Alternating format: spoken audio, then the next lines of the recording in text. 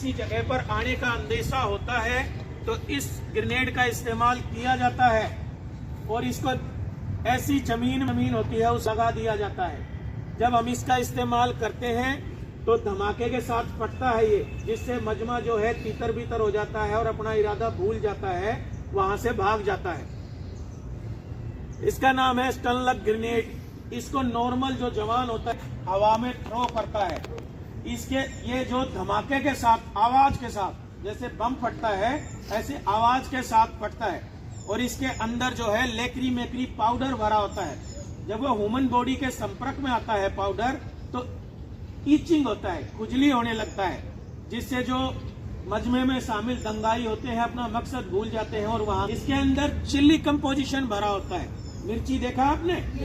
मिर्ची का पाउडर भरा हुआ है इसके अंदर। अगर इसको यहाँ पर हम छोड़ देंगे तो हम सभी को ये स्थान छोड़ना पड़ेगा। ये रिएक्शन होता है इसका। उसके बाद में है सिंगल वे ग्रेनेड। ये जो आपको सामने दिखाई दे रहा है प्लास्टिक बॉडी का बना हुआ है। इसके अंदर भी टीयर स्मोक कंपोजिशन और चिल्ली कंपोजिशन भरा हुआ होता है। अगर हम इसका पिन निकाल करके इसको हवा में थ्रो करते हैं तो उसका रिएक्शन ह्यूमन बॉडी पर विपरीत पड़ता है और व्यक्ति का जी मचलने लगता है, जिससे वो जगह छोड़ के भागने लगता है। स्टिंगर ग्रेनेड, इसके अंदर प्लास्टिक की 48 से 56 तक गोलियां भरी हुई है, जिसको डाई मिथाइल केमिकल होता है उसके अंदर डुबो रखा है। अगर वो ह्यूमन बॉडी के संपर्क में आएंगी तो ऐसा रिएक्शन होगा जैसे मधुमक्खी काटती है। इसका भी दंगे को तीतर बीतर करने के लिए इस्तेमाल किया जाता है। उसके बाद में है चिल्ली ग्रेनेड सिंगल वे। इसके अंदर जैसा कि मैंने आपको बताया मिर्ची पाउडर भरा होता है, उस जैसा रिएक्शन होता है। इसके बाद में है वेपन्स। ये लेस लेथल के हथियार हैं। हथियारों के बारे में आपने पढ़ा होगा, सुना होगा। एक हथियार होता है जिससे व्यक्ति की मृत्यु हो सकती है। ये लेस लेथल हथियार हैं, अप्राण घातक। ह्यूमन राइट को मद्देनजर रखते हुए, क्योंकि जो दंगाई होते हैं वो हमारे देश के ही नागरिक हैं।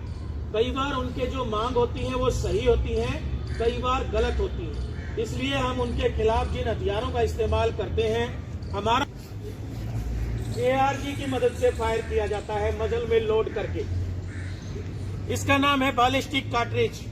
वजन है 212 ग्रेन। जो ग्रेन है वो तोल की इकाई होती है, उससे तोला गया है और इसकी लंबाई है 5.5 सेंटीमीटर। इसकी मदद से प्लास्टिक पायलट को फायर किया जाता है। ये रबड़ के टुकड़े हैं जिनको रिकोजिट जमीन के अंदर मारते हैं। जब दंगाइयों को ये हिट होते हैं तो अपना मकसद भूल जाते हैं और जगह छोड़ के भाग जाते हैं। ये शॉट नंबर 9, 8 और 10 है, जिसको पंप एक्शन गन की मदद से फायर किया जाता है। यही वो कार्ट्रिज है जिसके अंदर से 580 से 650 स्प्लेंडर या छर्रे निकलते हैं। ये लगने के बाद में दंगाई अपना मकसद भूल जाते हैं और जगह छोड़ के भागना शुरू हो जाते हैं। ये कुछ इलेक्ट्रिक और नॉन इलेक्ट्रिक सेल हैं बोर्ड के ऊपर, जिनको गैस गन और MS मल्टी सेल लॉन्चर, इसको रिवॉल्वर की तर्ज पर बनाया गया है। 4 किलोग्राम 200 ग्राम का होता है और इसमें जो नॉन इलेक्ट्रिक सेल होते हैं मैनुअली तरीके से एक टाइम में 6 को भर के एक एक करके फायर किया जा सकता है। पंप एक्शन गन, इसमें शॉट नंबर 7, 8 और 9 इसी प्रकार से 25 प्रकार का मुनिशन फायर किया जाता है, जिसके अंदर से 500 छर्रे निकलते हैं। इसको कभी भी मजमे के ऊपर एम्ड फायर नहीं किया जाता, क्योंकि इसकी मार बहुत खतरनाक होती है। ये दोनों ही यंत्र पंप एक्शन गन के ऊपर इस्तेमाल किए जाते हैं। इसको मजल अटैचमेंट कहते हैं, जिसका वजन 540 ग्राम है।